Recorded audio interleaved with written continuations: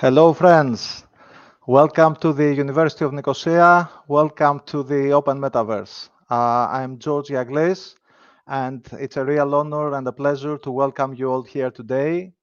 I'm really excited to see hundreds of people from all over the world joining us.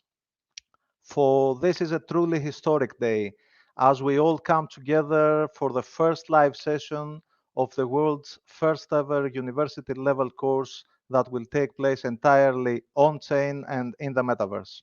I couldn't be prouder to have with me as a co-instructor in the 12-week journey that we start today, Punk 6529, who is undoubtedly the world's leading authority and a visionary thinker in the field of NFTs, the open metaverse, and the future of our decentralized world. I'm so proud to count him among my mentors.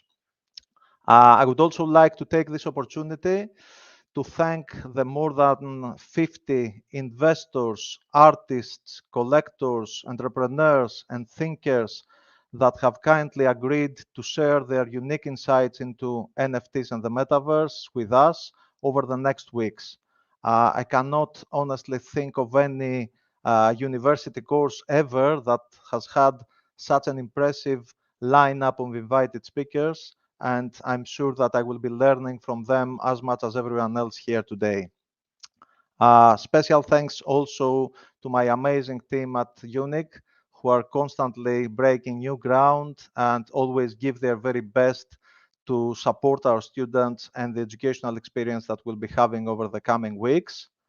And last but not least, a big thanks to Ryan, Mungi, and the whole team at OnCyber for making all this possible and for working around the clock with 6529 and the UNIC team to create an awesome metaverse experience for everyone. Right, so before we begin with session one, let me bring up our presentation to take you quickly through the logistics of the course. So as you know, the course will be running for 12 weeks. Each week, there will be a presentation like the one that you are looking at now. This will include further reading material for those of you interested in it. We will also have a live session like the one we're having today, and we will have, starting next week, one or more additional guest lecturers or interviews or panels. All material, including this live session, will be recorded. Everything will be available to watch on demand for those of you that cannot attend live, either for due to time zone constraints or some other reason. At the end of the course, there will be an assessment. The assessment will be different for those of you that are already students at the University of Nicosia and want to take academic credit from this course. You will have to take a qualitative assessment. Everybody else who simply wants to receive an NFT in the form of a professional certificate issued by the University of Nicosia will have to pass an online multiple choice test with a score of 60% or more. As I've said, the course is being led by Punk6529, and I'm going to be helping him whenever I can. But obviously, such an experimental new course couldn't have been possible without the help of many people from our team, both at the University of Nicosia and from the team of 6529. In this slide, you can see the members of the team that are the main contacts for this course. We have introduced them in the pre-course last week. You can find their Twitter handle and Discord username for all of them. So please refer to this slide and talk to them either in Discord or on Twitter for anything that you need relating to this course. All of them are with you today in the OM and are monitoring the chat, so they will be taking on questions that they can as we go along. Let me say a few words about the University of Nicosia, because I'm sure, judging from the multitude of countries where everybody is coming from, many of you might not know us. We are the largest English-speaking university in Southern Europe. We are a comprehensive university. We have more than 14,500 students across more than 100 degree, undergraduate and postgraduate programs.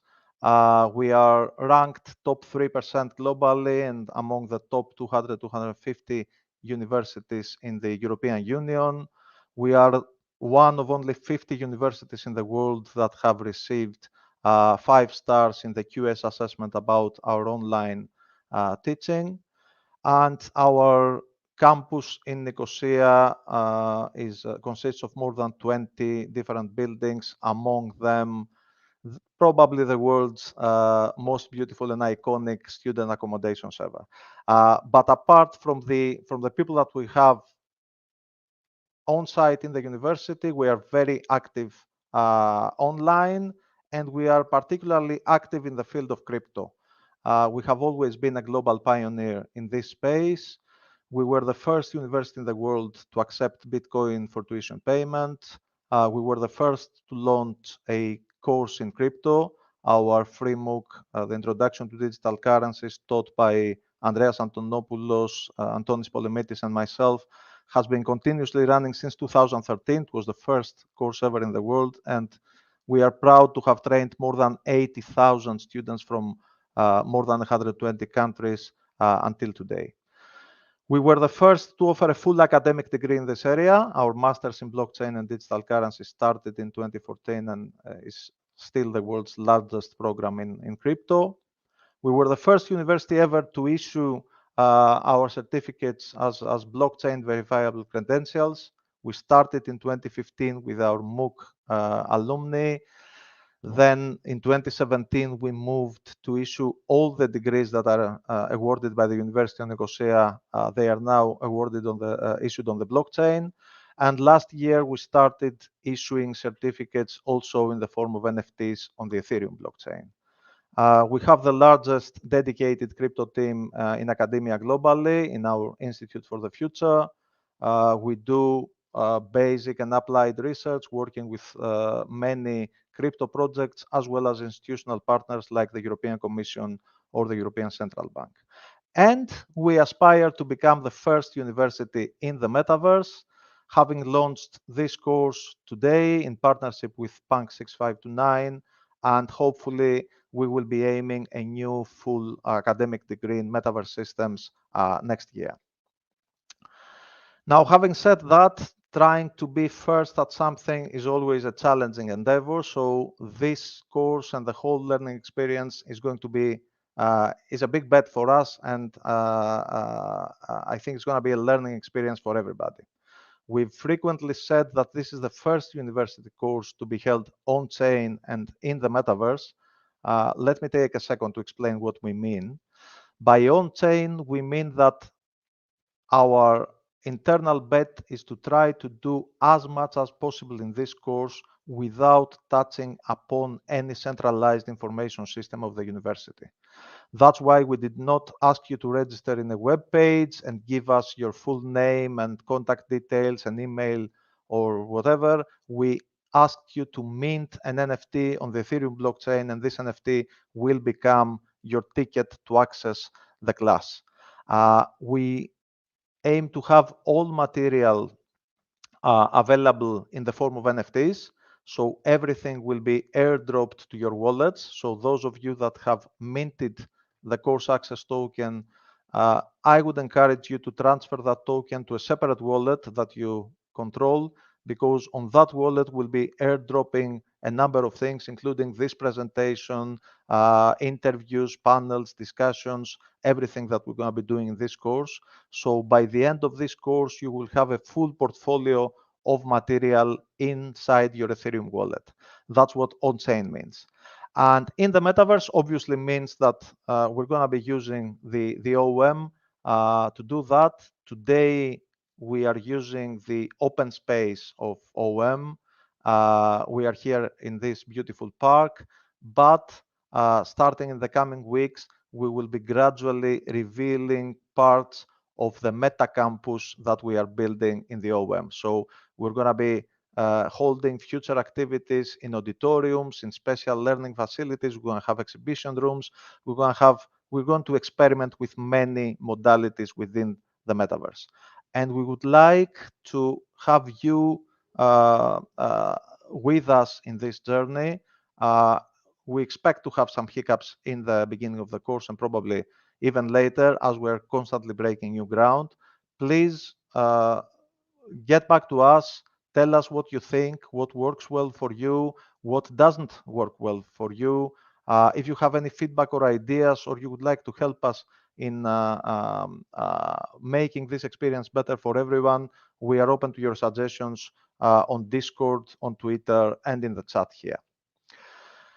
A quick technical tip for those of you that are connected through mobile, you will make most of your experience if you connect through a desktop environment. And if you connect through a laptop, please make sure that you set it up so that your browser uses your dedicated graphics card, if you have one, to render the world that you're seeing in the OM. Many laptops would by default use their internal graphics card, and you might have a lesser experience. Having said that, because we have hundreds of people, we have made the design choice today to create separate rooms. Each room consists of around 300 people, so that we do not have hundreds and hundreds of people in the same space to avoid any performance issues. In the future, as we become more comfortable with the performance of the world and the environment, we will be bringing more and more people in the same instance as well. I'm saying that because as we go along, and especially in the Q&A session, some of you might hear either 652Nine or me talking about a question in the chat that you might have not seen in the chat and will be wondering what's happened. The reason is that there are separate chats in each of the rooms. So each group of 300 people or less are looking at a different chat, and we are combining everything together in our end. Another thing that I would like to stress is that everything that you see in this course coming from the University of Nicosia is released under a Creative Commons Attribution license, which means that you are totally free to reuse the presentation materials and everything else that we produce in this course, as long as you attribute back to the University of Nicosia. So you can take these slides, use them as they are, or modify them, so long as you attribute that the source was the University of Nicosia in this course. Obviously, this release has to do only with intellectual property that comes from UNIC and not intellectual property from other parties. All the presentations will be available on our GitHub, and all the presentations will be minted as NFTs and airdropped to your wallets. Obviously, this is an educational course only. We will be discussing various projects, various people, various NFTs. None of this is investment advice. None of this is a recommendation to either buy or sell an NFT. I hope that this is clear to everyone, but I had to say it. If you are new to crypto, note that we are at the frontier of investment classes here, and any investments are volatile and should be made only after careful research and probably after consulting a professional advisor. As you have seen in the website, we have a 12-week schedule ahead of us. We are in the first week now, so we're just going to be laying the ground, the background, and making sure that everyone is on the same page about what is an NFT and why all these things are important. And each week, we're going to be dealing with a specific subject, either on NFTs until week 7, or related to the metaverse from week 8 onwards. Okay, that was it in terms of the logistics of the course, and let's go to session 1. Session 1 is a challenging session in the sense that we have a very diverse group of students, obviously. There have been more than 20,000 people that have minted the course access NFT, and we're super happy about that.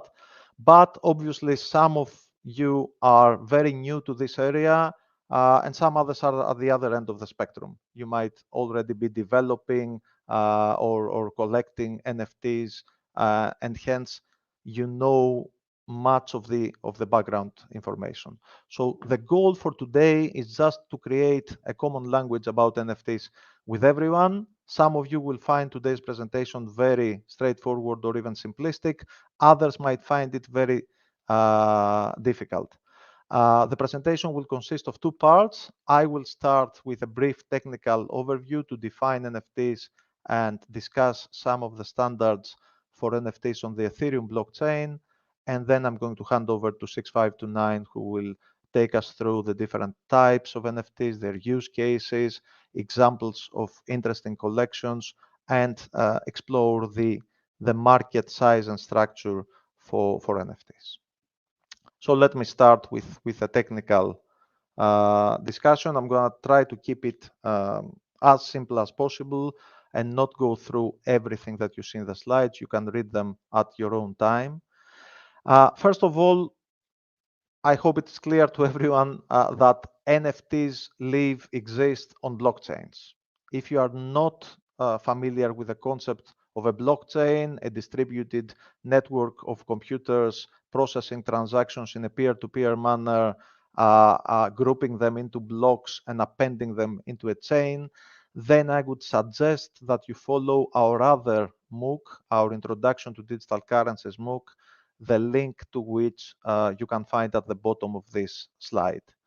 NFTs live on blockchains, and so we could be spending time here discussing the different types of blockchains, but we decided to keep things simple, to just base the discussion on one of them, the Ethereum blockchain. So I'd like to start by discussing what is Ethereum. And Ethereum is what we could call a second generation blockchain that is capable of running applications. And I'm using the term second generation to differentiate it from Bitcoin, which everybody considers as the prime example of the first generation blockchain. Bitcoin is an open, public, and permissionless network of computers. This means that anyone can join just by downloading some software and connecting to the network. But Bitcoin is single use. The only thing that the Bitcoin blockchain is doing is effectively processing the Bitcoin token. So the blockchain and the token have the same name. Ethereum is a second generation blockchain network that is similar and very different to Bitcoin at the same time. It's similar because it's also an open permissionless public blockchain and also has its own token. It's called Ether. Many people call the token Ethereum as well, but technically Ethereum is the blockchain and Ether is the token. However, unlike Bitcoin, this is a blockchain in which we can program and run applications. So very simplistically, you can think of Ethereum as the internet of decentralized applications, a global network of computers that can run any application without needs for intermediaries. So you can have the functionality of Facebook without having Facebook, the company, mediating the transactions. You can have e-commerce without Amazon or some other provider, and this is what is most revolutionary about these types of blockchains. How is this possible? It's possible because Ethereum and other similar blockchains run what we call smart contracts. And smart contracts are computer programs that run on the blockchain and are immutable. Immutable means that they cannot change. And this is a very powerful characteristic. I cannot overstate the importance of this characteristic. We have programs that once we hit run and we deploy them on the Ethereum blockchain, they cannot be stopped or modified or nothing, even by their owner. I mean, technically, the owner can keep them in a state that is changeable, but I hope you will forgive the simplicity here. The promise of having such immutable code running on a blockchain is nothing short of revolutionary, because now, for the first time in history, we have the ability to program any interaction between parties that is automatable, program it in a smart contract, and be trusted to run as programmed without intermediaries and without censorship, without anyone being able to stop it. And this opens up the possibility to all sorts of applications. The other difference of Ethereum is that it is a multi-token network. As I've said, it has its own native currency, Ether, but on Ethereum, we can also create additional tokens. Some of these tokens are fungible and they follow a standard that we call ERC20, and others are non-fungible or NFTs, and they follow different standards like ERC721 or ERC1155. Fungibility is a property that has to do with whether different units of some asset are exchangeable or not. So when we say that a token is fungible, we mean that any two units of that token have the same value. So if you have one Ether and I have one Ether, these Ether in theory should have the same dollar value. But non-fungible tokens are unique. They are different from each other. So if you have a CryptoPunk and I have a CryptoPunk, the value of our punks is generally not the same because each token has its own properties, so some of them might be more valuable than others. As I've said, there are three major standards in Ethereum governing token creation. One of them is outside the scope of this course, is ERC20 is the most popular standard and it deals with fungible tokens. The other two, ERC721 and ERC1155, were both released in 2018 and they both deal with NFTs. ERC721 is the most widely used standard for NFTs today. ERC1155 is a more complex version that allows us to create smart contracts that manage multiple token types at the same time. And these tokens could be fungible, non-fungible, or hybrid. So ERC20 is, as I've said, outside the scope of this course. So tokens like Uniswap, Sushi, Tether, USDC, Mana, or Wrapped Ether that you see in this slide basically deal with various types of financial applications. So we're not going to be dealing with them. If you are interested in fungible tokens, then we got you covered. We have another MOOC that I'm also teaching with a group of colleagues from the University of Nicosia on decentralized finance. You can access this at the link that you see at the bottom of this page, and it's a totally free course. What we are going to be dealing with is the standards that are used to implement non-fungible tokens. The simplest of that is ERC721. It provides basic standard functionality that developers need in order to manage, track, and transfer NFTs on the Ethereum blockchain. Technically, you would need to write computer code in a smart contract programming language like Solidity to do that, but in practice, most creators today would use some third-party service that would allow them to create their collections without writing code or with very little programming involved. ERC1155 is Ethereum's multi-token standard. So if you see the first three bullets in this slide, they provide the basic difference between the main standards. So if I wanted to create an ERC20 token, a fungible token, I would create a different smart contract for each token. So Tether has its own smart contract and Uniswap has a totally different smart contract for the Uni token.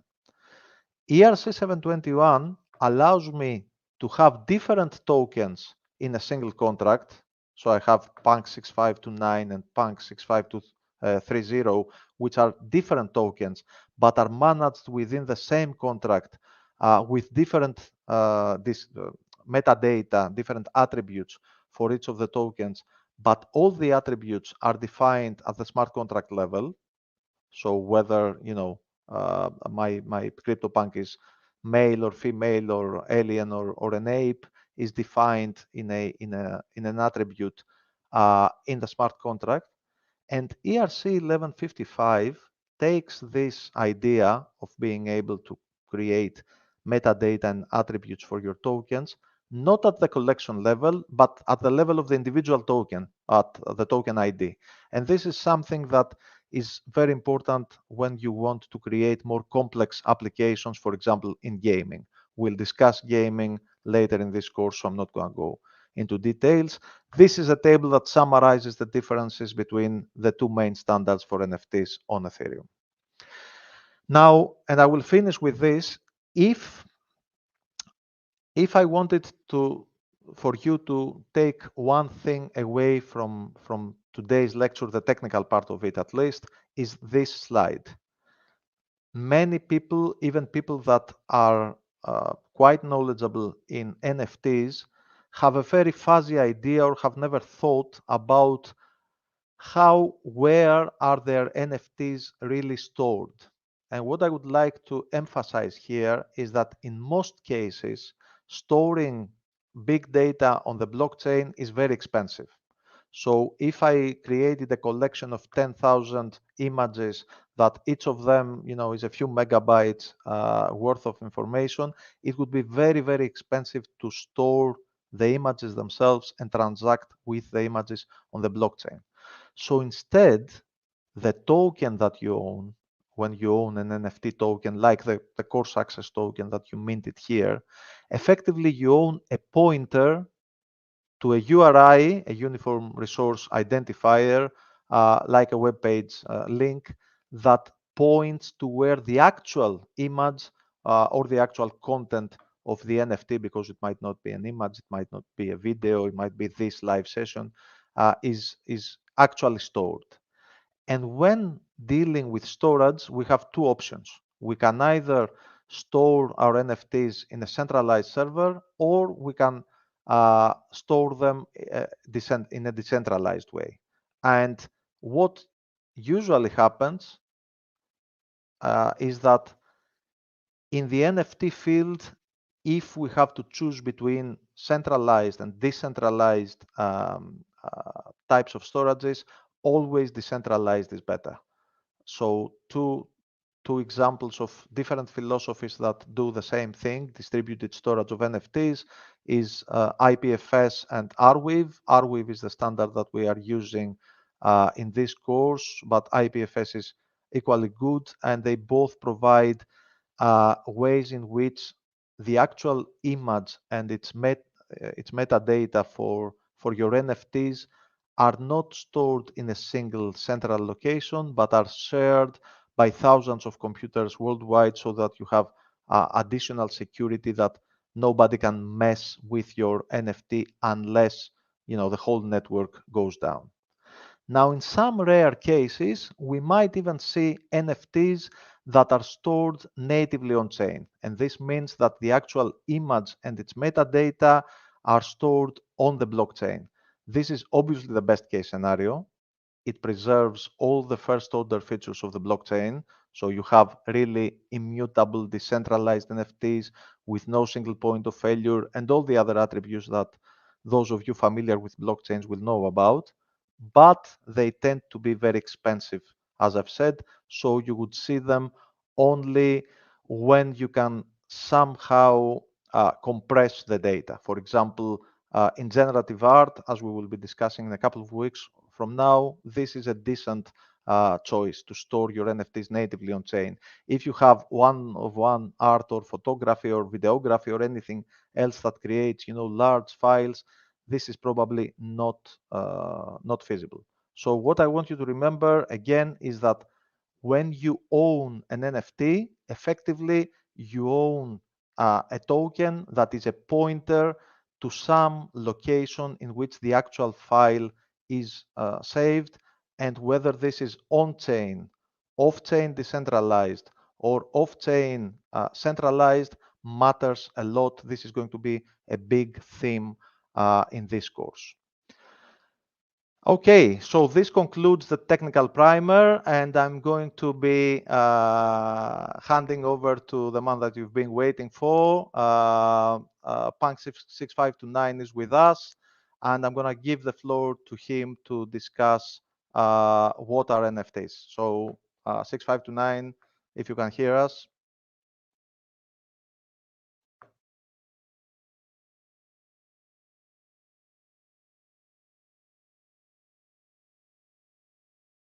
Check from the technical team that they can hear me.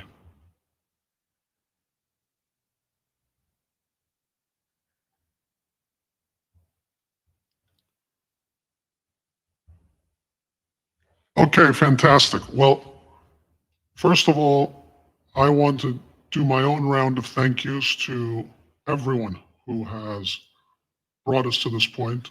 First of all, George and his team, the team at On Cyber, the team at 6529, the broader team at the University of Nicosia that has helped even folks who are not in the blockchain area, have been helping. The audiovisual team is helping us here today. And of course, all the incredible guests, lecturers, panelists that are going to be joining during these next 12 weeks. So thank you. This is a group effort. It's a team effort.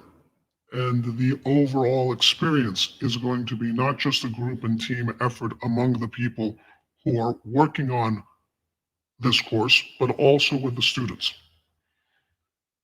One of the things we are trying to understand here, one of my deep interests in trying to understand, is in fact what we can do on chain and in the metaverse. My general perspective is that we have been a little bit intellectually lazy in the crypto world about how much we can actually use decentralized systems. The vast majority of people use cryptocurrency for, realistically, financial speculation. And sometimes things like transactions. Part of what got me very excited about NFTs, in addition to seeing great art and wonderful artists, was that the NFT world, in great contrast to the fungible token world, was spending a lot of time on chain and was doing new functions on chain. Last week we were minting QQLs at 6529, and that was fun. And it was an activity that I don't remember doing 3 or 4 years ago in cryptocurrency.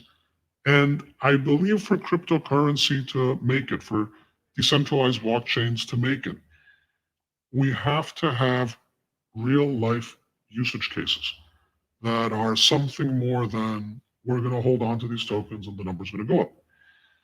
And so part of I've mentioned this before on Twitter, I learn by doing things. And yes, I'm going to be sharing some material, and I think the students will learn some things from the material that I will share.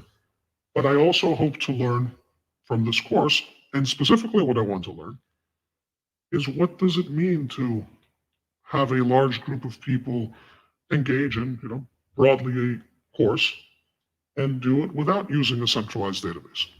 What does it mean if we're doing a class in the metaverse? But more importantly, what does it mean if we're going to run a community focused on learning about NFTs or working in the NFT space or thinking of new ideas in the NFT space? And what does that mean in a persistent three-dimensional environment? Well, I think today's experience is super interesting, and I've been enjoying watching it and watching George. I'm lurking in the background in one of the rooms. I think the more interesting thing over the course of the next few months is what we are all as a group going to do outside the classroom. I think there will be an iterative exercise of seeing what people want to do, trying to build these spaces that enable them to do it.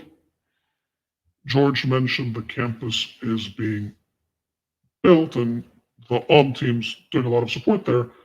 And one of the reasons the campus is not ready is just because it's not ready. But the other reason that it's not ready is we want to take a iterative design approach there and launch a certain set of spaces, see how we use them, see what other needs we have, see what spaces are needed to support those needs. And what would be a great success for me at the end of the year is not only that we've had some nice panels and lectures, but there are groups of people who have met in this course, have become a part of this community, and are planning all types of interesting things to do together, that we can find people to also educate in parallel with this course. We stopped at 50-ish guest lectures because the logistics were starting to get out of hand, but there's a lot more people who want to contribute. And part of what we're trying to figure out once we get past these first couple of weeks is how to let them contribute in parallel with the course. I noticed this when I was working on my set of slides. These slides, if you're deep into the crypto space today's or the NFT space and you have a crypto background, today's session is super easy.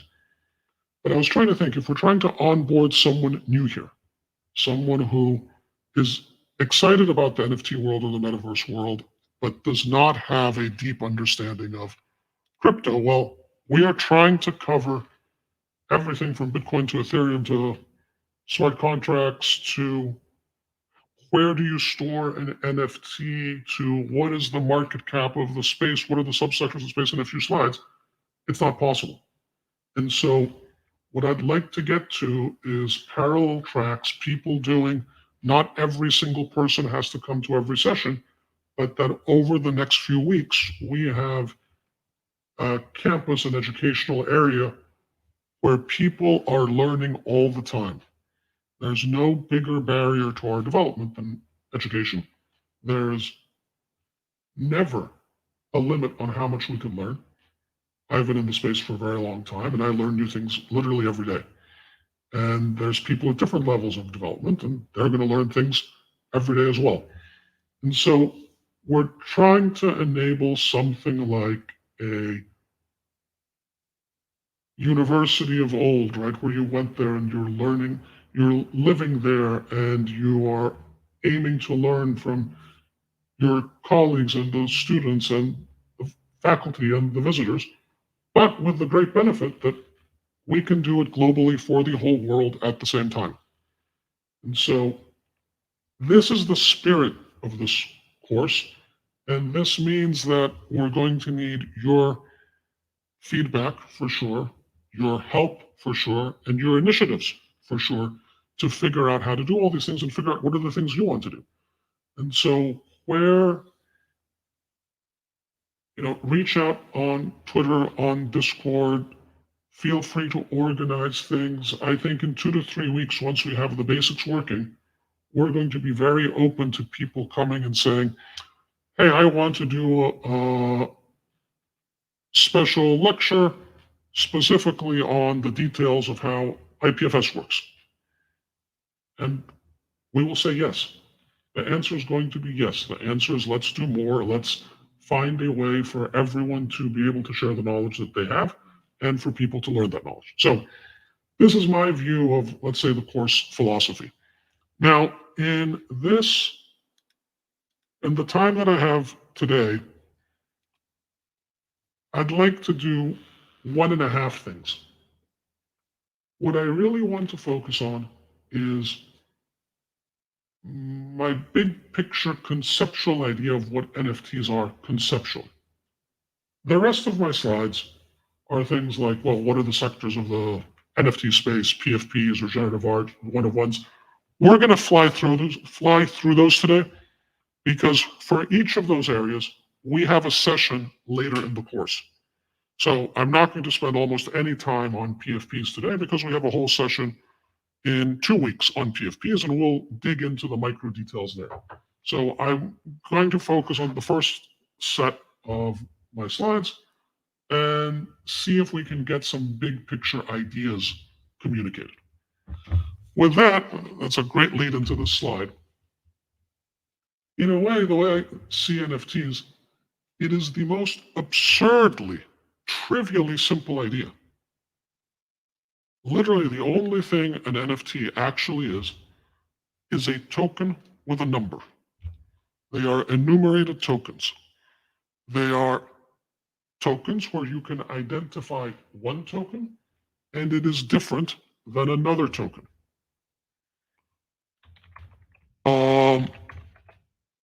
This sounds, if you think about it at this most basic level, and if you think about if this is important, it sounds very unimportant. I'm trying to imagine if this was several years ago, and someone told me, oh, this is a really important idea. And you're like, oh, what's the idea? We're going to have tokens and we're going to put numbers on them. I'm pretty sure I'd be like, oh, okay, well, that doesn't sound very important. Why is that important? What, I mean, okay, cool, I guess, right? What we're seeing here on this slide are the three sequential tokens that on the CryptoPunks contract that includes 6529. So in my Ethereum wallet is Punk 65, CryptoPunk token 6529, and there's also a 6528, and there's a 6530. That's all NFTs are. And it's weird because it's one of those that is deceptively simple because it actually enables a huge number of things. Let's go to the next slide. Because the other part of NFTs you will not find on a blockchain. The other important part of NFTs is a social convention. People who don't understand NFTs well often make criticisms of the following genre, but NFTs are just a receipt. They're just a pointer. They're not the thing. They're the thing that points to the thing. George earlier pointed out that most NFTs, the actual image is not on the blockchain. It's somewhere else. It's on IPFS, for example. And people say it as if this is some type of big gotcha, and that's because people haven't spent any time thinking how any advanced society works. And every single advanced society works primarily by manipulating pointers, not underlying objects. I have a big tweet storm about real estate. And people say, oh, real estate's a super tangible thing. Like when you, very different than NFTs. You own a house, you own a piece of land, you own an office building. But when you own a piece of land, what does it actually mean? What it actually means is that the land registry office for your jurisdiction, there is a title deed, and that title deed says plot 123456 is owned by Mike Smith. And if Mike Smith wants to sell it to George, they're going to go to the title office and maybe some other places, and maybe their lawyers will put some documents together, and they'll sign all these documents. And the pointers will change hands. Nothing is actually going to happen on the land itself, right? The land is just going to be sitting there. The land doesn't have the slightest idea. The land's been there for billions of years, right? Has the slightest idea that there are some overgrown monkeys, us, who are trading pieces of paper, or in modern times, entries in a database, and saying, this land is my land, this land is your land. We've now changed whose land it is. The land's just there, very much off-chain, hanging out. But Mike Smith and George are trading a pointer to the land. And when that pointer moves, we all collectively pretend that George owns the land. Just like we all collectively pretended that previously that Mike owned the land. This is the part where someone says, yeah, but the reason that works is society is willing to enforce it. Like if George now owns the land and Mike won't get out, George can call the police. And yeah, but that's just because society is respecting that social convention. It's just a social convention. It didn't exist at some point. At some point, hundreds or thousands of years ago, it's one of these stories, I don't know if it's actually true, that people say about when the Europeans came to North America and the Native Americans were there, and they didn't really have this concept of land ownership, and they thought the Europeans were kind of nuts by saying like, oh, I own this river and I own this mountain. I don't know if it's actually true or if it's one of those things you learn in elementary school. But in any case, that is in fact how it is. It's just an imaginary social convention. We have decided that the way to organize land ownership is by trading these pieces of paper. Well, that is exactly what NFTs are. We have decided, and today the people who care about the social convention are maybe 1 million people or 500,000 people or 2 million people, but that number was going to grow every single year. we have decided that a token, and if that token is in your wallet, it is a pointer to something else, and we're going to attribute ownership to the something else to the person who has that token. It is also why the right-click save as argument is so very silly if you're deeply crypto native.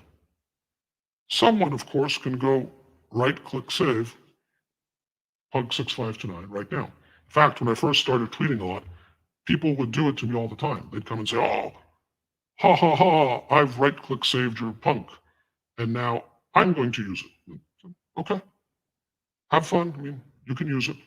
But the reality is we all know that the CryptoPunk token 6529 is in my wallet, not in your wallet.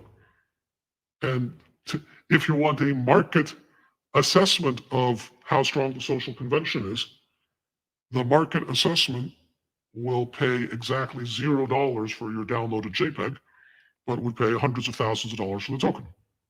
That's the social convention at work. That's why if you go just stand on someone's land, you don't become an owner of it. You have to go buy the title deed, right? You have to go through the social convention. And let's go to the next slide, please. And so how do I see this? Where does this fit in to the history of crypto assets? It is all exactly the same idea as when we started with Bitcoin. Bitcoin is this concept for money, currency. You can argue which one of those two it is, some type of commodity, one of those things. And what we have said in the Bitcoin world is if you own these certain outputs in your wallet, that means something. And the amount of eye rolling that was happening a decade ago when Bitcoin people would say that was gigantic. It was like, well, why should this mean anything at all? Why does this matter? Right? Now it has been established that it matters. And nothing changes if Bitcoin's worth $2,000, $20,000, $200,000. It's clearly worth something. People have clearly ascribed value and monetary-like value to Bitcoin.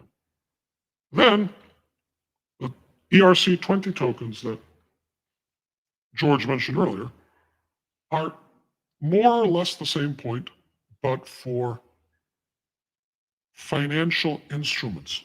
Now you're going to say, well, what do you mean, are they financial instruments? Are they securities? Are they not securities? There's a lot of dancing around on this topic because of the US regulations against unregistered securities. So some ERC20 tokens look very much like financial instruments. Some go through a variety of convoluted ideas to not look like financial instruments. But basically, that's what they are, right? And some of them might be a security under the US definition. Some of them are not a security under the US definition.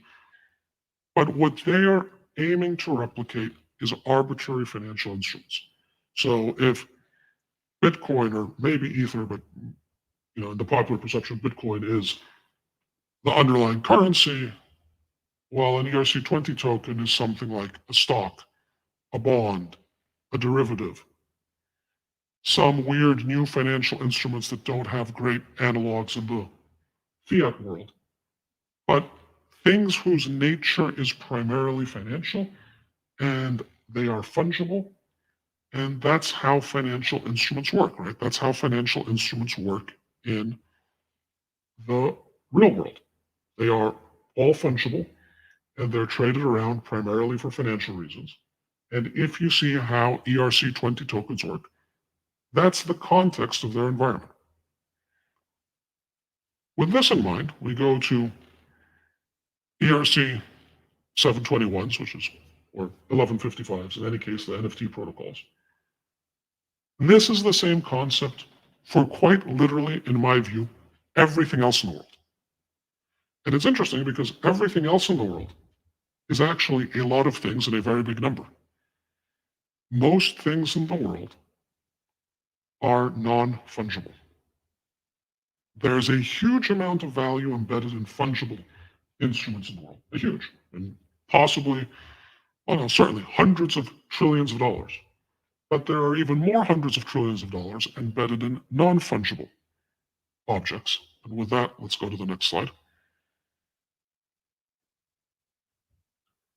This is my highest level view of what NFTs are, what NFTs can be, and how NFTs can develop over the next decade. And the first thing to see here is that split on the top between natively digital intangible assets and physical or tangible assets where we're making an abstracted pointer to them. NFTs will first develop in the intangible, natively digital category. The reason that is because the blockchain world, the online world, the interoperable with blockchain world does not need anything from the regulatory system, from the government, from the enforcement mechanisms of the state in order to make the first part work.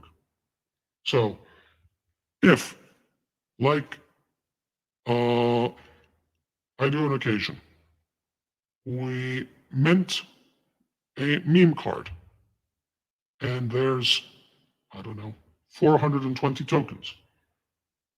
And we assert that that meme card, each one of those tokens represents an addition of 1 out of 420 of this piece of art. And we, the artist, the issuer, are going to treat them as such. Well, that's it. I don't need any other assistance from the state to do that. I can see where those tokens are. I can interact with those tokens permissionlessly. I can say, if you have one of these tokens, you can come into this token-gated space in Alm. If a person who does not currently have one of these tokens asks me, how can I buy one of the editions from this artist in the meme cards? I can just point him to the meme cards contract and say, well, buy one of these tokens, and then they can buy it on a permissionless exchange. I never need to call the courts. I never need to call the police. I never need to use the enforcement mechanism of the state that is required for physical goods. Because the wonderful thing with cryptocurrency, it is much easier to play defense than it is in the real world. In the real world, if there was no state and I had a piece of land and I'm just a normal type of guy, maybe someone who has more muscles or more guns or more friends says, well, I don't care about your silly little title you have. I'm moving in and you're moving out. And in absence of a state mechanism, it's actually quite hard to prevent that. You know, if you did this in a normal developed state, you're going to call the police and the courts and someone will help get you your property back. But in absence of that, you'll probably lose it. With the encryption embedded in crypto assets, with the model embedded in crypto assets, playing defense does not require any help. Right? You can just have the token in your wallet, and nobody can take it to you by force at a first approximation. And yeah, there's hacking and things like that, but at a first approximation, nobody can take it by force. So what this means is anything that can be digitally linked to an NFT can start developing now. The regulatory state, the normal society is slow on innovation. They'll eventually get there, but it might take 5 years, 10 years, 15 years. Fortunately, we don't need to wait for Washington or Brussels to make a decision in order to put an intangible asset like a piece of art on an NFT. So in this bucket, what do I see? Well, NFTs started with what were something like collectibles or things that straddled the line between collectibles and art. They have gone very strongly into the art space as well. So collectibles and art are the majority of the market today. What most people expect is going to come in the next phase is greater usage in gaming assets, in metaverse assets, buildings, lands, trees, things of that nature. What will come after that is more real world intellectual property, right? Well, intellectual property that might not be directly linked to a visual on an NFT, brands, culture, society. All of this type of intangible assets can come on board now. There's no technical challenge stopping it. There's no regulatory framework that is needed. All you need is education onboarding. And you might say, well, okay, I mean, that stuff sounds small. It is not small at all.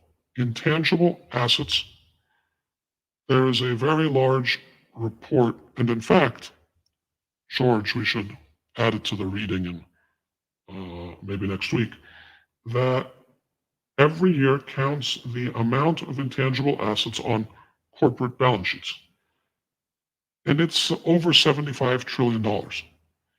And that doesn't even capture intangible assets that are not on balance sheet. You know, the American flag, the Statue of Liberty, the land of the free and the home of the brave, that's an intangible asset.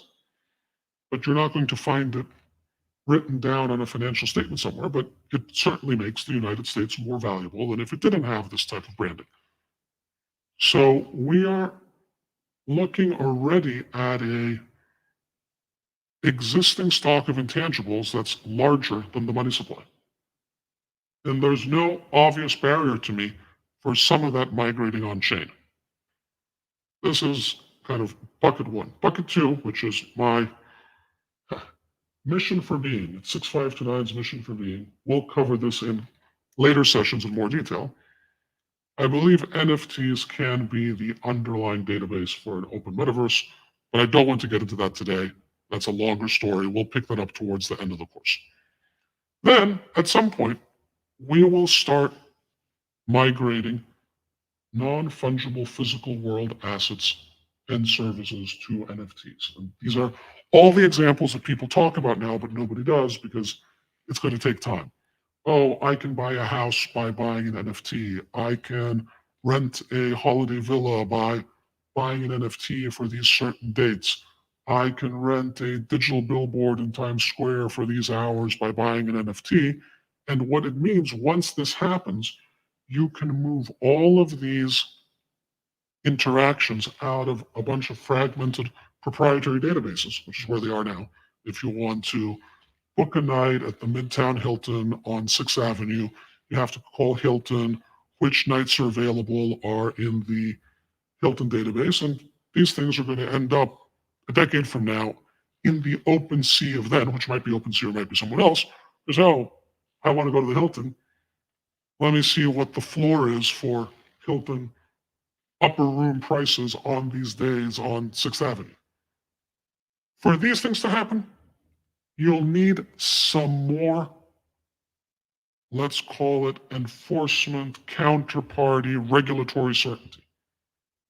You know, you have the token, you show up and say, hey, this house is mine. Someone says, no, it's not. Well, we're back to the physical world issues. The mechanism by which you bought the house has to be recognized by the state. So you can say, look, Mike, you've got to leave the house. I have the token. I can prove to a court that I have the token and you're going to get evicted. So I see these coming closer to the end of the decade. Both will happen. And when both happen, you're discussing an addressable market of several $100 trillion. But the natively digital ones will happen first. Let's go to the next slide.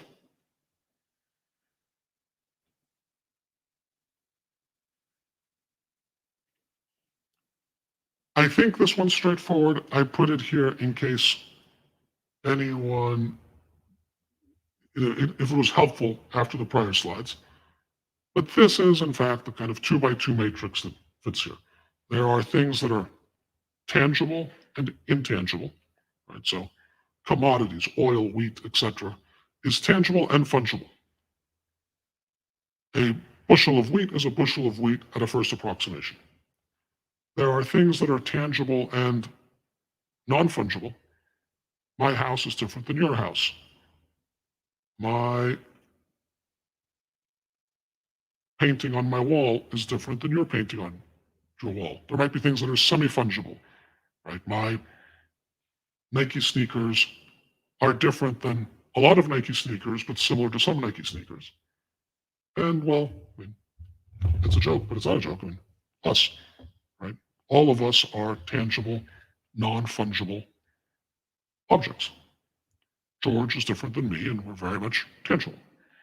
And then on the intangible side, the intangible fungibles are the ones we said before, money and financial instruments. These are where we see the L1, the tokens of the major blockchains and the ERC20 tokens or their equivalent that ride above them. And then tangibles and intangible non-fungibles are culture, society. A lot of services are intangible. Digital goods, obviously, like the ones we've been describing, a lot of intellectual property. And so fungible tokens will work on the first row here. Non-fungible tokens will work on the second row. Short of public blockchains, public cryptocurrencies getting banned by the regulators, which I'm spending a lot of time and effort to make sure that does not happen, all of this is going to happen over the course of a decade. And all of it is going to be actively good for society. There's no reason they'll be actively good for society in the same way that the internet was better than filing cabinets or a bunch of independent content management systems were. The internet gave you a unified platform, a single standards-based interoperable way to transmit information. Crypto assets give us a uniform, interoperable public commons to trade things of value, whether they're fungible or non-fungible. So let me see which the next slide is. Yeah, one more high-level model. And people who follow me on Twitter hear me talking all the time about memes and how we need to seize the memes or how the memes are the most important thing in the world. And I think some people think I'm joking, but I'm actually not joking at all. There's a great book called Sapiens by Yuval Harari, which talks about myth, how society works with myths, or stories, if you prefer. Or if you prefer, if you're a sociologist, intersubjective realities. And objective things are things like the computer I'm speaking to and the microphone I'm speaking to. Objectively, they're here. Subjective things are kind of non-tangible things that I feel, right? I feel happy right now. I'm telling you that I feel happy, but there's really no way for you to see it or feel it. Intersubjective things are imaginary things we believe together. So imaginary things we believe together are that the Nike is a good brand. Right? That Just Do It makes us feel happy. That Just Do It makes you want to buy a pair of shoes for more money than you would have otherwise. That wearing shoes with a swoosh on them might make you more likely to jump higher or further or faster. So these intersubjective myths are basically not different than memes. They're basically not. And you can say, okay, well, that's fine, but that's not the important stuff. The important stuff is trucks and guns and oil and physical resources and cash flows and investment bankers. And I disagree. All of those things are downstream from memes and myths. Nike has a lot of revenue and a lot of factories and a lot of distribution. But the reason it has all these things is because people believe in the swoosh and just do it and the general brand that has been built. And if that brand didn't exist, those would be less important and less successful. It's easy to see at a national level. At a national level, people are willing to, unfortunately, die for national memes and myths. And that might be good, it might be bad, it might be noble, it might not be, but it's clearly the case that people are going to do it. If you are very good medically, if you're Obama and you say, yes, we can, and you repeat it thousands of times, or if you're Donald Trump and you say, make America great again, and you repeat it thousands of times, and your meme, your myth, that yes, we can all do it together with solidarity, or that America's on the decline, but if we change how we operate, it will be ascendant again.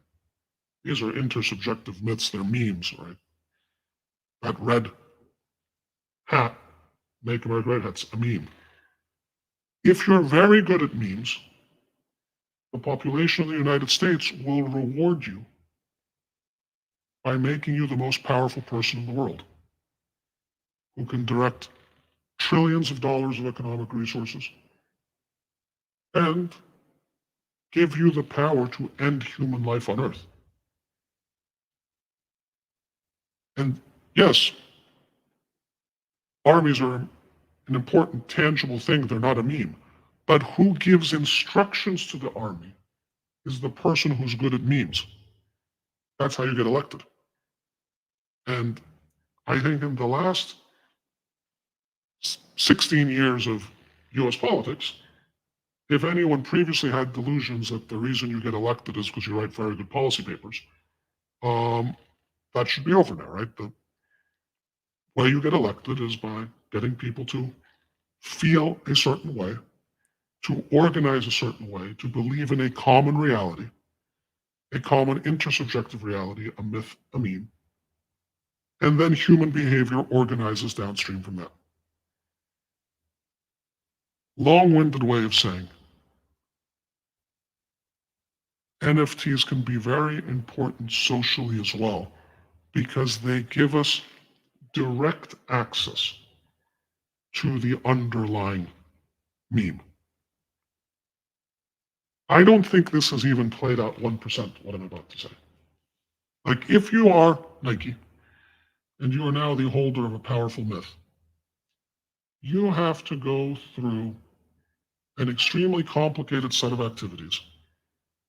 Designing shoes, hiring athletes, putting them on TV, running factories in Vietnam, shipping shoes across the ocean, shipping shoes across the country, having retail employees sell them to you, accountants, lawyers, taxes, money in bank accounts, financial statements, shareholder resolutions, and you pay a dividend at the end. You monetize that with a vastly complicated set of activities. You take the meme that is intangible, you make it tangible through a huge amount of human effort, and billions of dollars of dividends come out the other. Here we can short circuit it. Here we can hold the intellectual property directly, the meme directly, and say, well, why does it matter? What can you do with it? I think we're figuring that out. I don't think it's actually, this is not something where I can say, on the next 5 slides, I'm going to tell you what you can do when you seize a meme. No, we're figuring that part out along the way. And I believe this gives us the opportunity to change society for the better. That when people say, well, I'm not happy with this societal system, or I'm not happy with that societal system. Well, societies are just made out of people, right? Voters are just the people you go to work with, or go for drinks with, or hang out with, or I don't know, go to sports games with. Those are the fellow voters. Everyone believes in memes. Everyone believes in myths. And when you change a medium, the medium is the message. Every time there's a shift in medium, there's an opportunity for new messages to emerge. And perhaps we have an opportunity for more pro-social messages to emerge, for messages that are more decentralized in nature, that a society that gives more trust to people and spreads power more diffusely. I think there is that level of opportunity. It's not easy. The opposite could also happen, right? NFTs are politically neutral, right? Someone could use them to very effectively promote memes that are against perhaps the values the crypto community believes in. So they're politically neutral, like every other technology. But I think we will see a different way of organizing human activity, just like TV organized human activity in a different way. Right? TV was a centralizing force in American culture. All of a sudden, once broad network TV across the country at the same time, at the same hour, across a gigantic country, all people could watch the same show or listen to the same news anchor, and that formed a form of certain social construction. Now we have the ability to form social construction in the natively digital environment that we live in, and without the centralization that has happened with social media companies. But it's not a sure thing. This part's not a sure thing. This part we have to work for. This part we have to figure out how to do it. But I have a very, very gut sense that it is possible. I think this is it on my high concept slides, and hopefully this was comprehensible. Can we see the next slide, please? Yeah, so I'm going to run through the rest of these slides quickly because I think for some of you these are uber basic, and in any case we're going to cover this in much more detail in future sessions. Early NFT collections did have a collectible / gaming flavor, and now there's a big debate. Are Punk's art, are they collectibles, or Pepe's art, are they collectibles? They certainly have some collectible type characteristics, right? Even if they're art, they certainly have collectible type characteristics. And this is where the space started. Next slide, please. PFPs are by far the largest market category today. We'll talk about that in a couple weeks. Next slide. Of the more art-oriented NFTs, generative art has found its natural medium on chain. We'll have a whole session on generative art. It's probably my favorite area of NFTs, and I'm very much looking forward to that. We have some of the greatest generative artists in the world joining us to talk about generative art. Next slide. One-of-one art is really interesting. It's such a token-based term, right? It's because a lot of other tokens are not one-of-one. But one-of-one art in the world at large is just called art, right? You go buy a painting, not an edition. But one-of-one art is not one type of thing, it's many types of things. Again, we have some great artists joining there. We'll talk about that in 5 weeks, I think.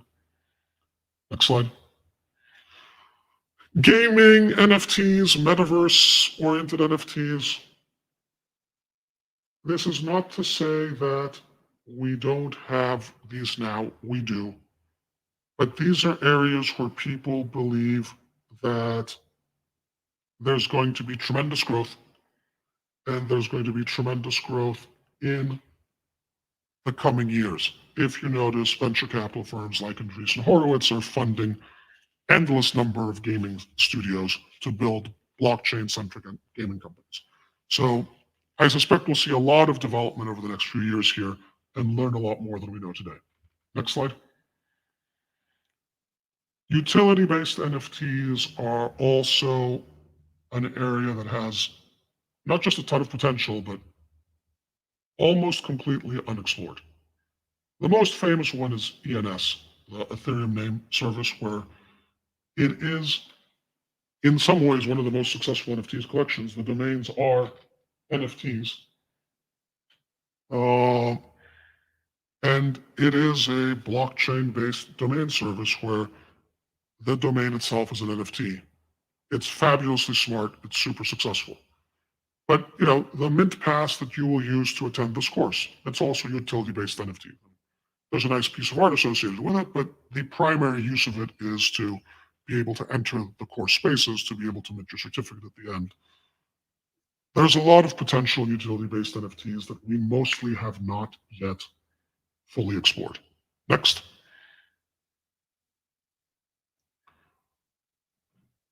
This is the back end of my prior chart. When we start representing real-world objects on chain, as I said, for big important objects like real estate, we need regulatory bridges or some type of enforcement bridges for people to feel comfortable.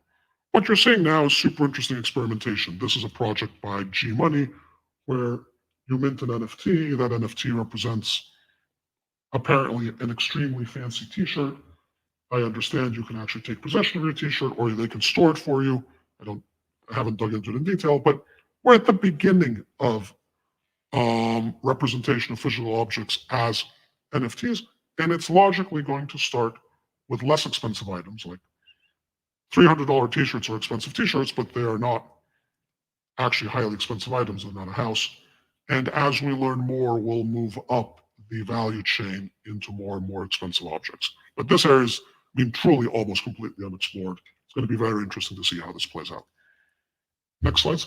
Okay. All of those are topics we are going to cover in the coming weeks.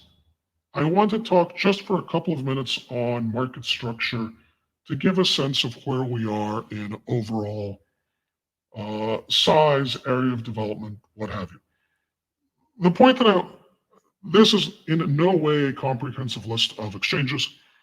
There are many more exchanges, but to me, the most interesting thing about exchanges in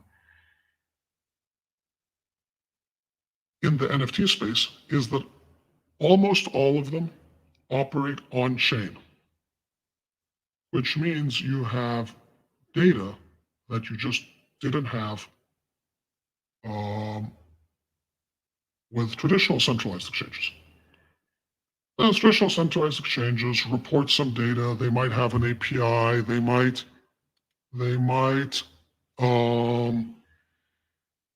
share some stats and figures, but they're not showing you every trade. That's in their own matching engine. Whether it's OpenSea or SuperRare or LooksRare, you can just go on the Ethereum blockchain and see every trade.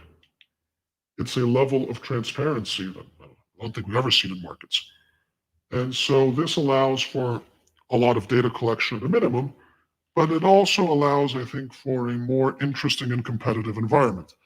LooksRare, when it launched, did a form of what is known as a vampire attack on OpenSea. It basically dropped tokens on the large customers of OpenSea in the hope that this would incent them to move their business to LooksRare. Well, you can't actually do that in the centralized world, right? Like Binance can't call up Coinbase and say, hey, Brian, I'd really appreciate it if you'd send me your customer list. And in fact, not just your customer list and their contact information, but their bank accounts. And also, if you could be so kind as to rank all your customers in order of profitability, because I really want to go after your profitable customers and take them from you, it'd be very much appreciated. Just email it over me to here, cz@binance.com, right? That's not how it works. This is like the most closely guarded data at one of these companies. And in the NFT world, it's all out there in the open. Not only it's not closely guarded, it is literally not guarded at all. It's on a public blockchain. And once you've seen this, it actually feels strange to go back. And if you're truly a believer in free markets, if our regulatory system could get past its one-sided view of crypto, we'll talk about that later, and think about what this can mean for capitalism, for consumer surplus, for actual free markets. It's very good for consumers. There's a reason that transaction fees are low and dropping in these marketplaces, and they'll continue to drop because you can compete.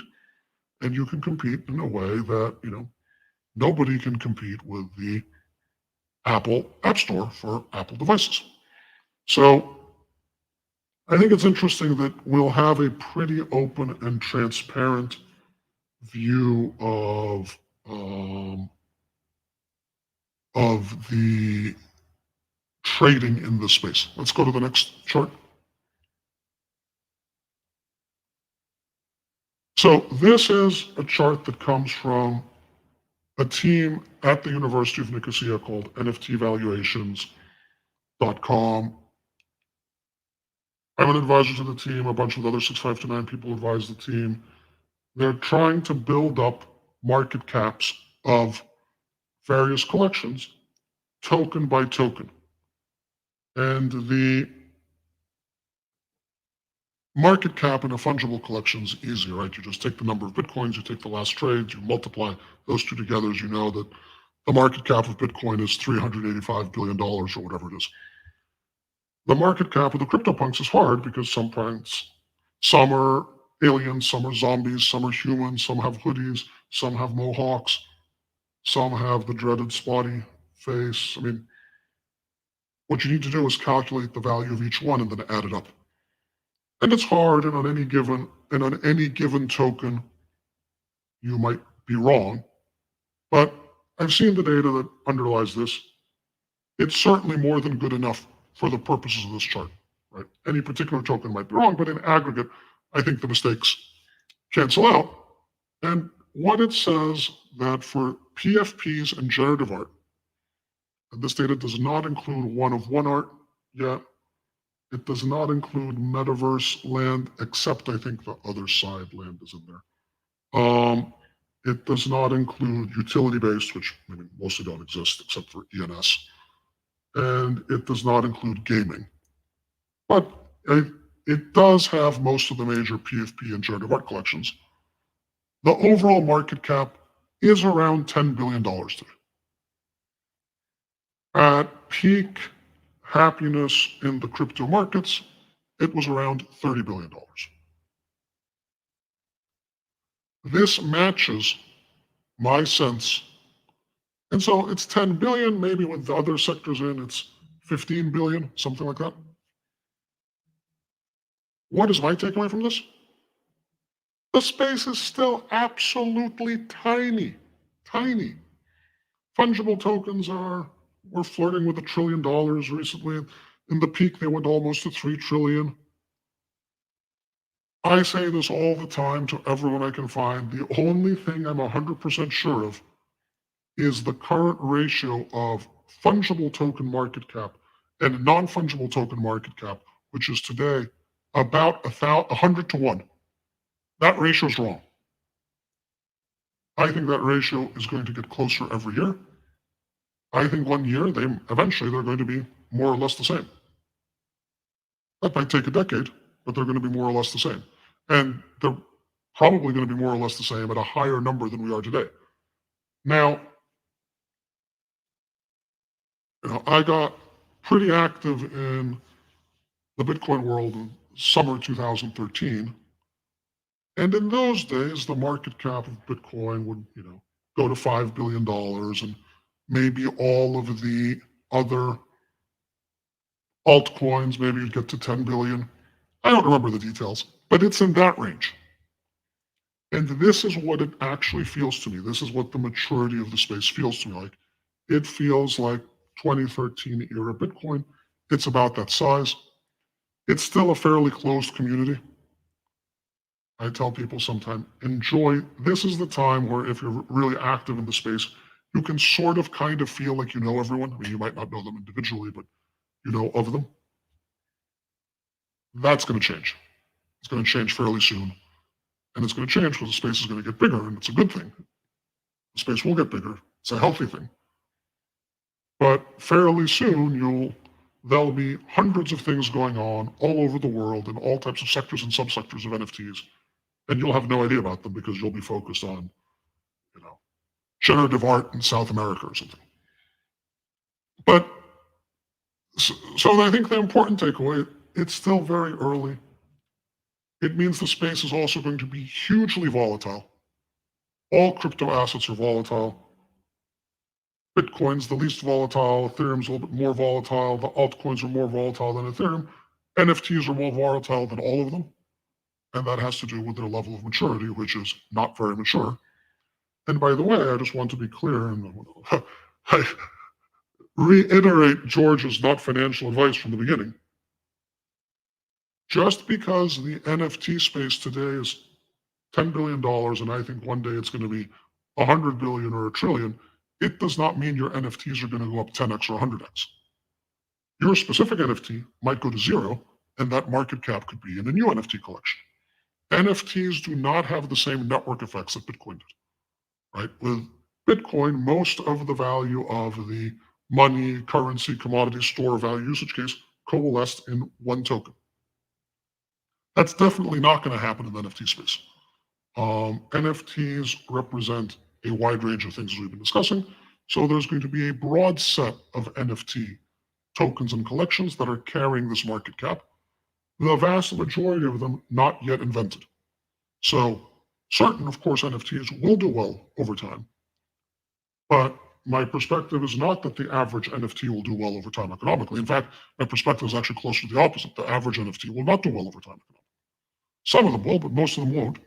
But what is absolutely the case is that NFTs as a category will do better and better and better every year. Subject to the normal macroeconomic and crypto market cycles.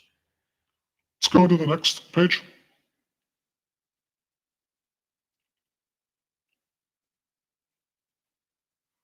So these are the two different ways that they calculate market cap anyway. They're, for these purposes, the same. The interesting thing I would point out is among the two categories, PFPs and generative art, most of the market cap's in PFPs. And it'll be very interesting if anyone can come up with a reasonable estimate for the value of one art. That's a very difficult problem because it basically never trades. So we'll see what that looks like, but I'll be surprised if it's more than generative art right now. I guess it's in the same range. So it does mean that even though a lot of people say like, oh, I don't know about PFPs, maybe they're not great, most of the market cap, the market in aggregate values PFPs more than anything else. That might be wrong, we'll see. But it's what the case is today. An interesting subpoint, a lot of that market cap is in the Yuga collections. Bored Apes, Mutant Apes, Punks. We have one of the co-founders of Yuga coming in a couple of weeks. We're going to discuss that, and if that's healthy, not healthy, what it means, how that space evolves. But today, the things you should take away is the space is $10-15 billion, most of it PFPs, and as we'll see when we do the more detailed PFP version, most of it, in fact, Yuga Labs managed PFPs. So let's go to the next page.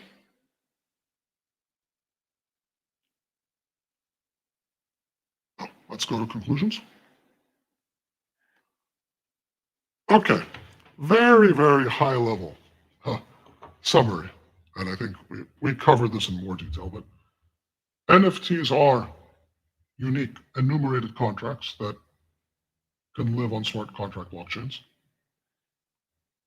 They will certainly, they're already certainly representing a lot of intangible objects and will represent a lot more intangible objects and in time tangible objects. The potential addressable market is gigantic. But the current NFT market is tiny. So many exciting things have happened, but it is still super immature, super experimental. Many things are going to fail. There are many new things that we're going to invent along the way that have not been invented. And so we're at the beginning of the beginning. We'll have several cycles of up, down, and new inventions along the way over the next decade. Let's see the next slide.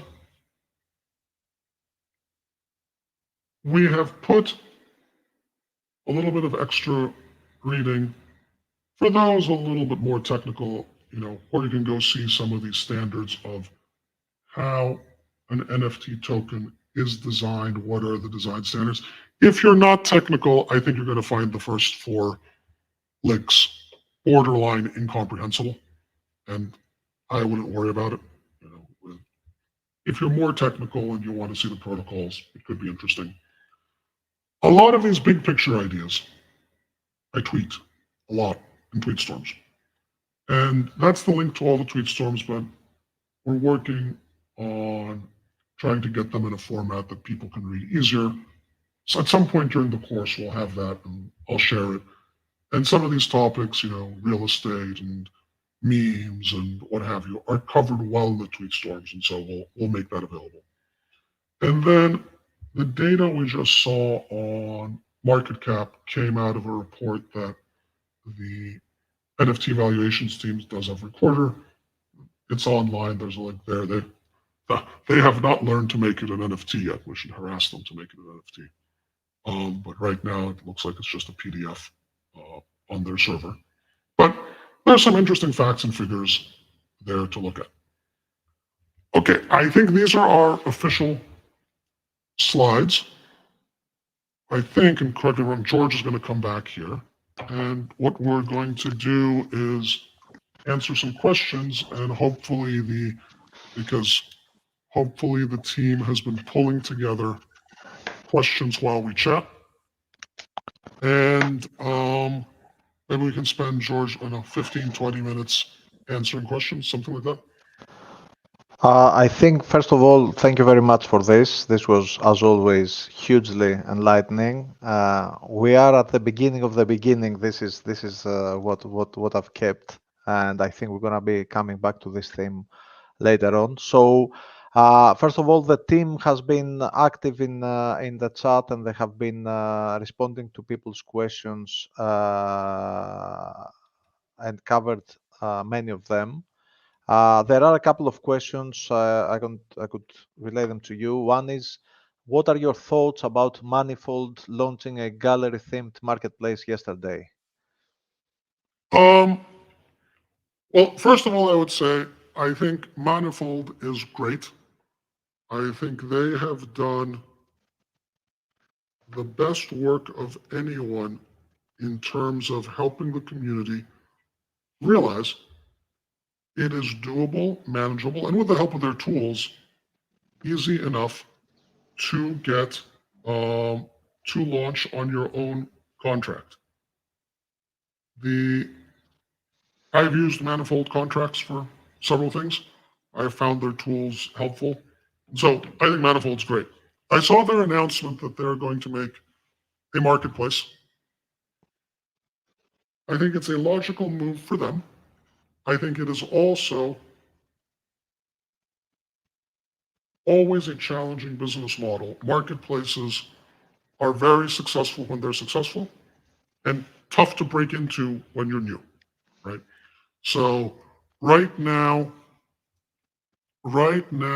most of the volume by far is on OpenSea, and that makes OpenSea an extraordinarily valuable marketplace.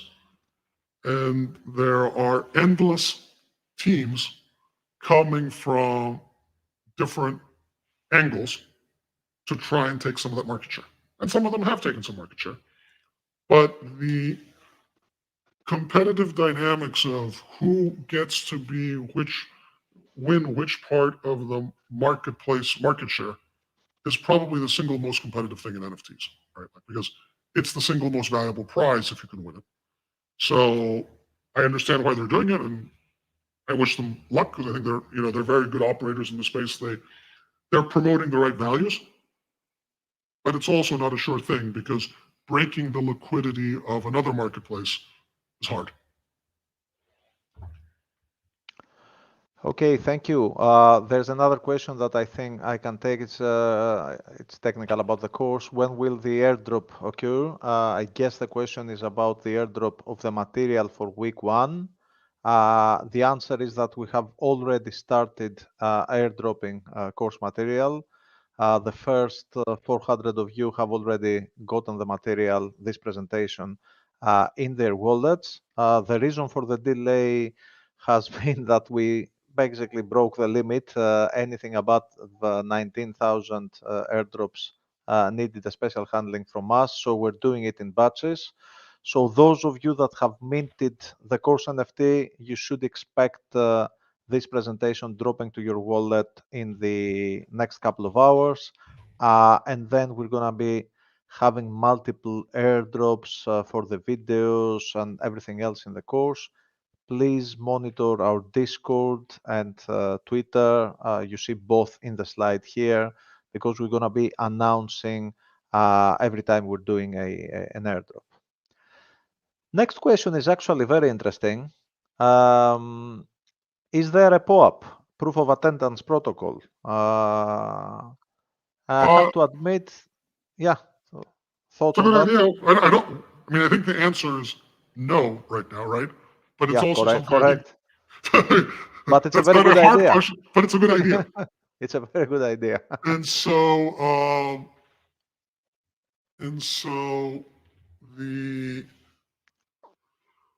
we should do it for some event. Yep. Let's make a note for that and get back to it. It's a very good idea, I think. And some of the things that we are doing, especially with our guests, it might be a good thing for people to have a proof of attendance on these events. And I think as we roll out the campus over the next few weeks, this is going to become more pertinent. I can actually see the question chats myself, so I'll grab a couple of these. Nice.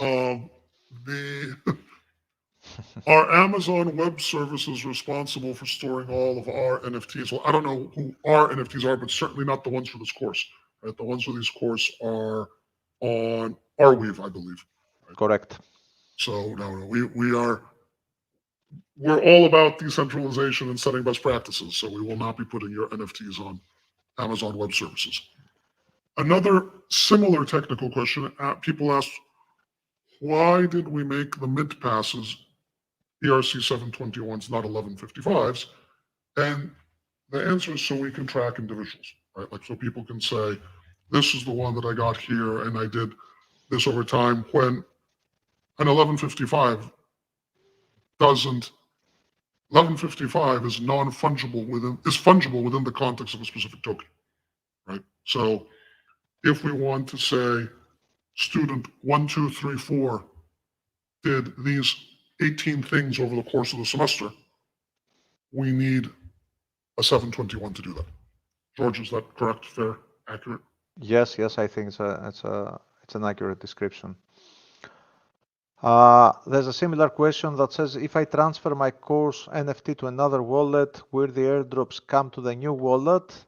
The answer is they should.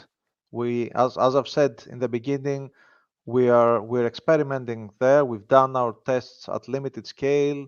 Today, if I'm not mistaken, we have had up to 3,000 people joining us live. We have more than 20,000 wallets connected and minting the course access token. So what we're doing is we're querying the contract and we're looking at transfers. So we should be able to airdrop the NFTs to the current holder of the token. This means that if you have minted your course access NFT and then you transferred it to another wallet, all future airdrops will happen to the new wallet. However, if there have been airdrops to the previous one, obviously these are not going to be automatically transferred. You would have to either leave them in the old wallet or manually transfer them there. Yeah, no, I don't see why the team couldn't snapshot the new wallets for airdrops, allow lists, things like that. So I think we'll be okay. Yeah, I think on that topic.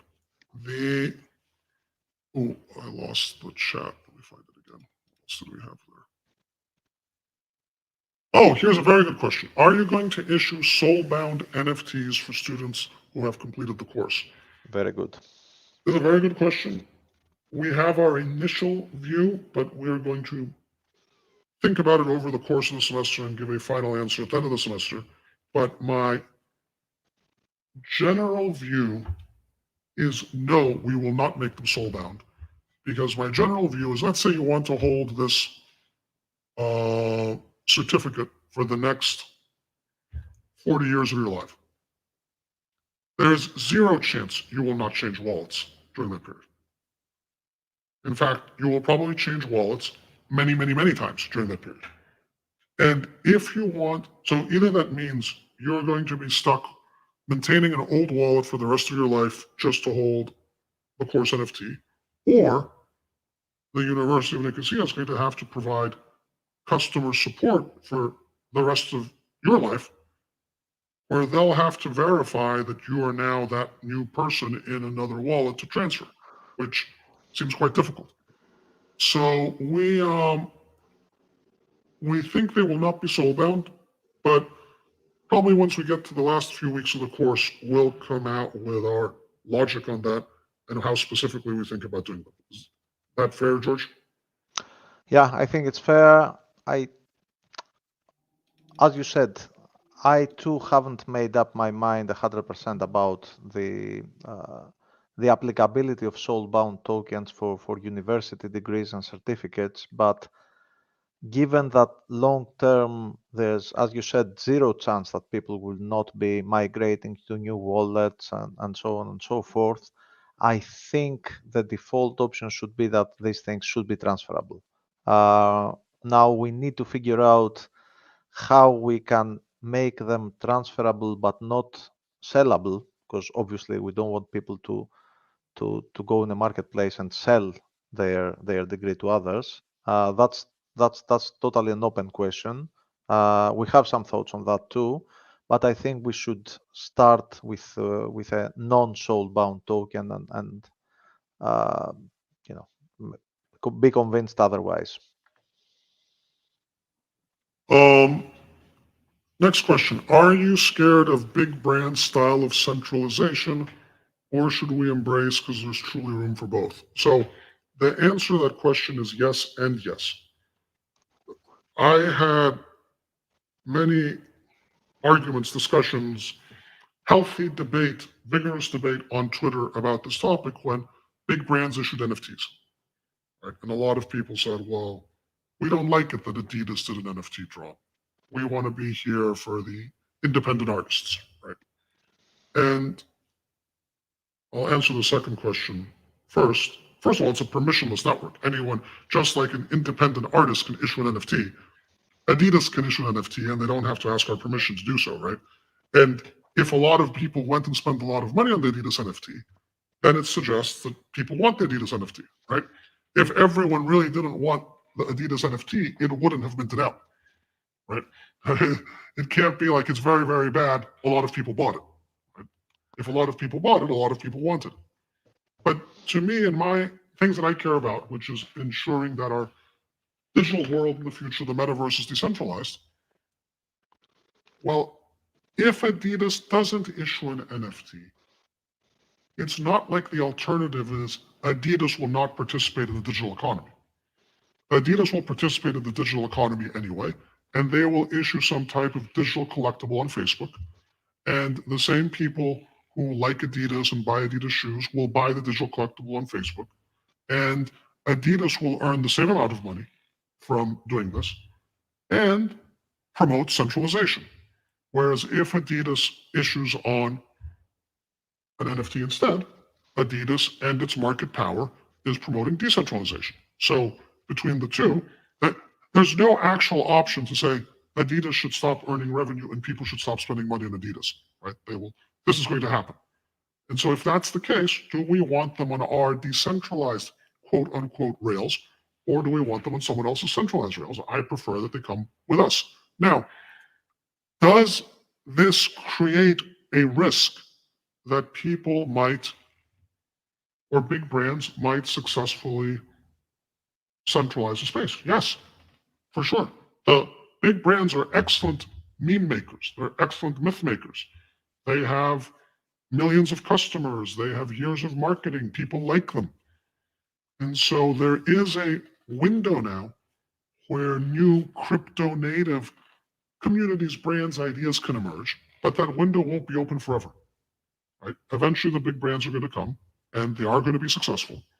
And we have to, in the meantime, stand up some of our own brands, some of our own communities, some of our own ethos to be able to hold our own with them. It's also why I sometimes laugh when, people think that certain artists and certain artists are minting too much or becoming too big. None of this is true.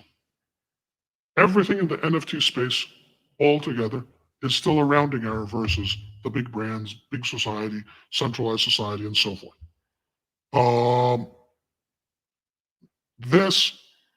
If we want to be successful in the world at large, we have to get bigger. All of the big NFT native brands need to get bigger so that when we're 15 years talking about Disney and Nike and Adidas and Apple, we're also talking about 10 other brands that got built in this era and that have decentralization as their underlying ethos. Otherwise, all that's going to happen is only the big brands will dominate. There's no version where we can only stay small. I don't think that actually happens.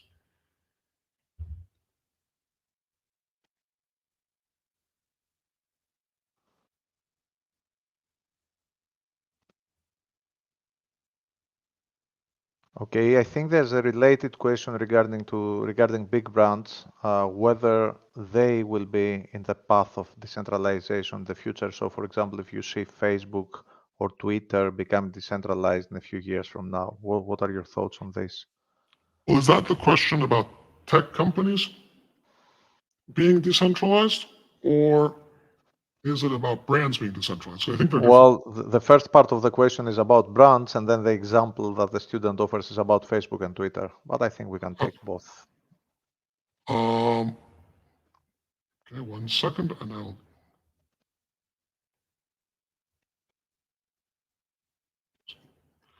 So let's take brands first, because this is a very interesting topic.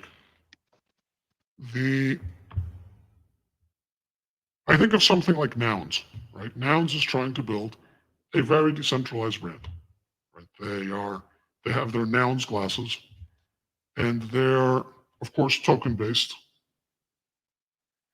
And the actual imagery is CC0, public domain imagery. And so anyone can use their brand imagery. And Punk4156, who's one of the founders there, is going to come on the course later in the semester to talk about this.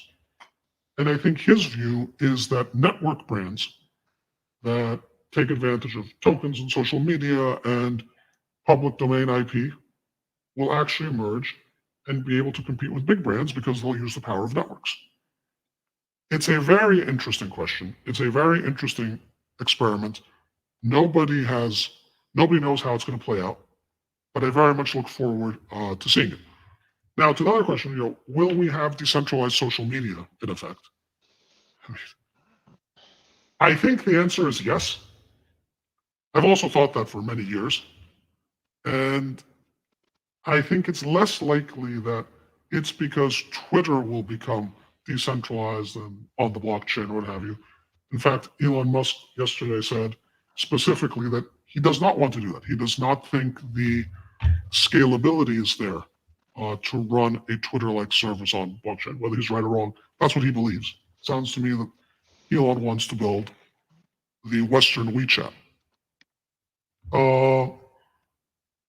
But I do think some version will emerge. But it's like the marketplace question. Twitter has gigantic network effects. Facebook has gigantic network effects. What is the thing that is interesting enough to pull people away? And my guess is, with always these things, it's not going to be Twitter 2.0. And there's a lot of people trying to make Twitter 2.0, trying to make Twitter but decentralized. And I wish them the best, and I hope it works. But my gut sense is people get disrupted not by just the exact same version of what they are, but decentralized. They get disrupted by something that they don't think is a competitor at first. They look at something and say, oh, okay, this is not a competitor. I think the thing that will disrupt Twitter is something that when Twitter sees it on day one and year one, I'll say, this is not a competitor to me at all. I don't have to worry about it. And it's going to come from a completely different angle. Architecture will be decentralized. And then one day it will be taking market share from Twitter in the same way that Twitter today takes market share from the New York Times. And at some point, 15 years ago, if you told the New York Times you were going to lose market share and brand share and setting the agenda for the world share to Twitter, it would be a laughable proposition. And yet it happened. And so I think it will happen, but probably not in a direct clone. But I wish the direct clones luck, and maybe, hopefully, some of them will work. I've supported some of them. A direct clone would also be helpful. And, but I think it's going to look a little different. Okay, we're closing to 2 hours. I know we've said that each live session would be 1 hour long, but I guess this one was would have to be longer anyway because we needed to cover the course logistics as well. I think we've covered most of the questions that were related to this week's material. I see a number of questions in the chat, but they are related to stuff that we will cover in the future. We have another 11 weeks ahead of us, so let's not cover everything today. I guess we could wrap it up at this point. 6529, any final parting thoughts before I give people a few practical pointers to the future? No, I think it's great. Look, we have, I don't know, 30, 40, 50 sessions inbound, so we'll have plenty of time to cover a lot of topics. If you're not following the Unic Metaverse Twitter account and Discord, please do. For now, this is probably the only centralized part in the infrastructure, and we're trying to think about how to eliminate that as well. But for the next few weeks, I think that is real. It's a real thing. And so do follow it, and there are going to be ongoing developments every few days. So keep an eye there so you know what's going to happen. Absolutely. We're going to be using both Twitter and Discord to announce things almost on a daily basis because we're building around the clock. So as 6529 said, please follow us on Twitter and make sure that you keep an eye on Discord, especially in the announcements. Discord is our primary course support channel as well. You can email us at metaverse@unic.ac.cy. Although I would say that Discord will probably result in a faster resolution of whatever issue you have. I would like to remind everyone that the next live session for week 2, which is going to be about copyright and provenance, will take place on Wednesday. So that's October the 12th. Same time, 5 p.m. Eastern European Standard Time, Cyprus time. So looking forward to seeing everyone then. In the meantime, have fun and keep an eye on your wallets because we're going to be airdropping a lot of things to your wallets in the coming days. Bye-bye, everyone. Bye-bye. Bye.